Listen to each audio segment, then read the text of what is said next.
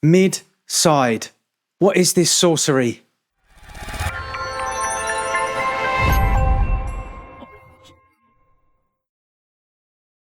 Hi, welcome to the Crates Motel. My name's Conan. In today's video, we're going to be looking at a tried and tested technique using mid-side technology. It's not a new technique, it's a technique that mastering and mixing engineers have been using for a long time, but I think it's a really good introduction to using mid-side if it's something that you're just getting into. So let's jump in. So here we are in Studio One. This is a track that I'm working on for a client.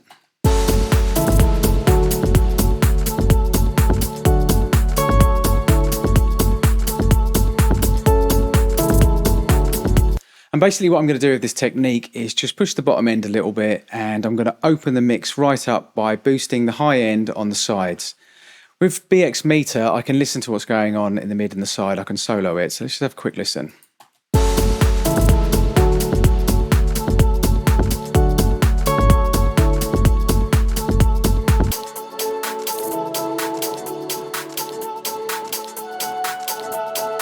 So you can hear from that, the mid part of the signal has got most of the core of the track, the kick drum, the snare, that kind of thing. And then on the side is a lot of the reverbs, delays, and some of the hi-hats have been panned left and right. So it's more of the sort of high end of the information anyway.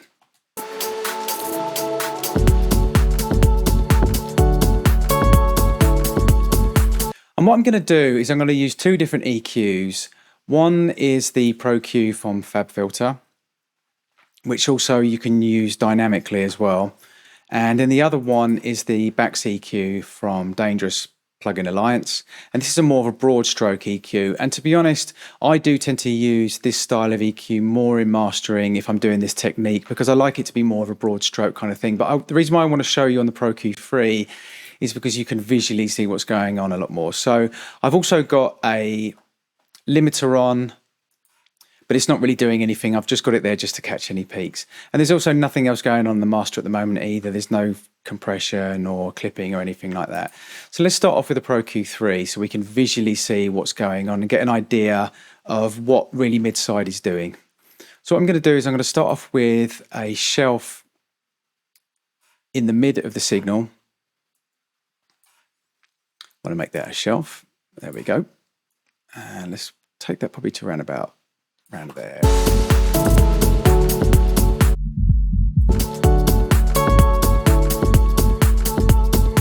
And then if we add a shelf in the highs, put that just on the side.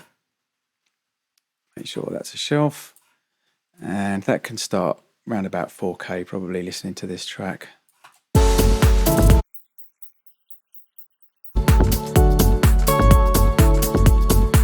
See, as this is a master, I'm not really pushing it very far, probably more than I would normally actually pushing it by a dB, and I'm also going to dynamically push it a little bit further as well. But I'm doing that just to give you more of an idea so you can hear it. Probably best to be wearing headphones whilst you're listening to this as well, because it's quite a subtle change.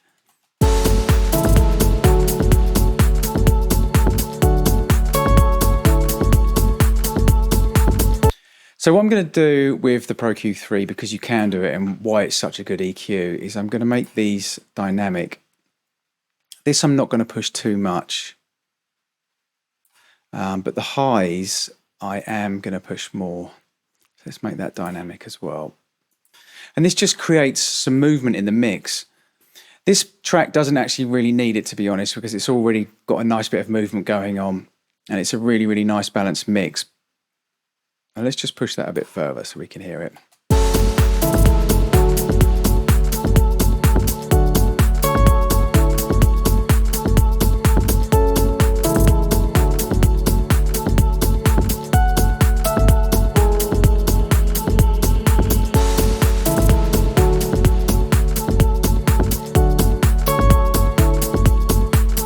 So if you're listening on headphones, like I said, it's very subtle, but when I've got it in bypass, to me, the mix kind of sounds like that.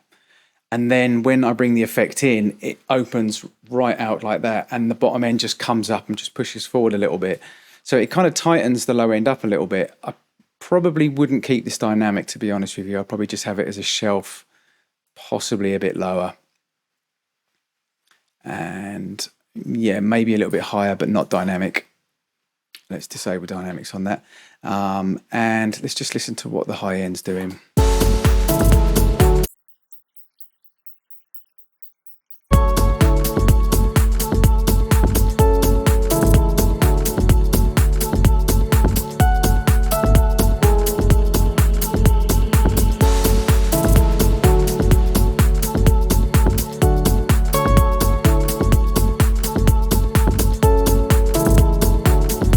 If you concentrate on the hats in the mix, there's kind of these like 808 style hats. If you concentrate on those, when I bring the effect in, you'll feel them go outwards.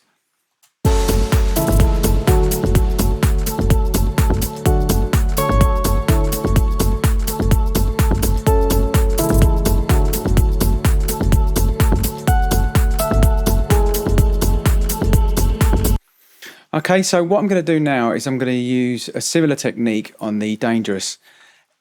With the Dangerous, the reason why I like it is it's very broad stroke and it's really, really nice for mastering. And it's got a really nice kind of posh sheen to the high end. What I find, I mean, maybe if I used natural phase on the Fabfilter, it might sound a little less digital. To me, it's, especially in linear phase, it's quite a digital sounding EQ, which is brilliant. You know, that's great in certain situations. But in this master, I want to add some organic feeling to it. So I would probably use the Dangerous in this situation. So if I just pull that up now. So again, we're going to use a similar technique. Let's turn link off and turn mid-side on. Brilliant, brilliant EQ. I've used the hardware before and I absolutely love it. And this plugin is amazing. Now I'm 100% in the box. It's the EQ that I use if I want to have that kind of back smile. Look that up on the internet. So if we just stick, let's put a cut in about 18 on both. I've got a shelf at about 74 or 84. 74 for me, I think, is probably going to be working on this. Just about a dB. We don't have to touch the bottom end on the sides. We can leave that as it is. You could, if you want, even push that even further, but we'll leave it on 18. And then on the highs, I'm going to push about 7.1 shelf, I think. I'm going to push that quite far. Let's take that back. Let's play it and just have a listen first.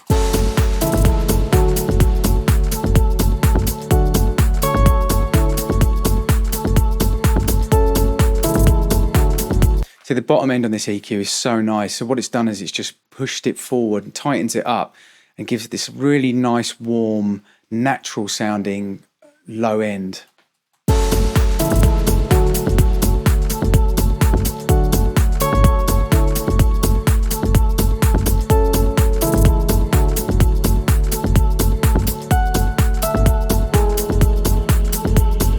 What I might do, be a bit cheeky, I might actually push the level up on the side a little bit. So now, again, concentrate on the high end when I bring the plugin in and out. And when the plugin comes in, the high end just opens up. And it's more noticeable on the backs. If you're wearing headphones, you might not notice it if you're listening to it just through speakers or on your computer. But to me, it sounds more natural as well. It's not so abrupt. It's more curved, the way that the high end sort of opens up the mix. So let's have it in bypass first.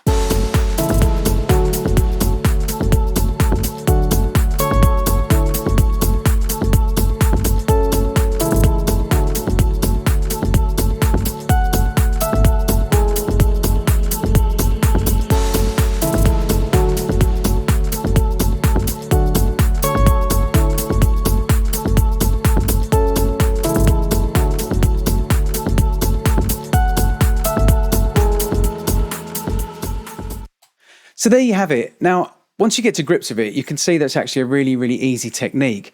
But what it does is it opens a whole load of doors, and you can start thinking with mid-side in terms of things like saturating just the side, saturating just the middle, multiband compression on just the side, clipping just the side, clipping just the middle, multiband compression just on the middle. You know, there's so much that you can do once you get to grips with that simple technique. And that simple technique can really, really change a master or a mix if you use it in the right way.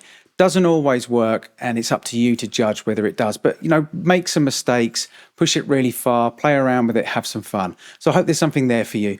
Thanks ever so much for watching. Please subscribe for more mixing and mastering tutorials and reviews. This is The Crates Motel. My name's Conan. Until next time.